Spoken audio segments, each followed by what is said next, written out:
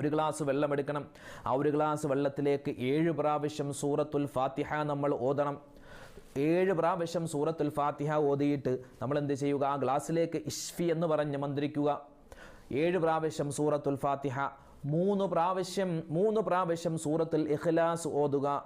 അതുപോലെ സൂറത്തുൽ ഫലഖ് 1 പ്രാവശ്യം, സൂറത്തുൽ നാസ് 1 പ്രാവശ്യം, ആയത്തുൽ കുർസി 7 പ്രാവശ്യം. അതുപോലെ തന്നെ അലം നശ്റഹ് ലക സദ്റക എന്ന് പറയുന്ന സൂറത്തുണ്ടല്ലോ, സൂറത്തു ശറഹ്, അത് 7 പ്രാവശ്യം. പിന്നെ ചെയ്യേണ്ടത് അഊദു ബില്ലാഹി മിനശ് ശൈത്വാനിർ റജീം, വെറുതെ അഊദു ബില്ലാഹി മിനശ് ശൈത്വാനിർ റജീം എന്ന ആ ഒരു വാചകം 7 പ്രാവശ്യം ഓതണം.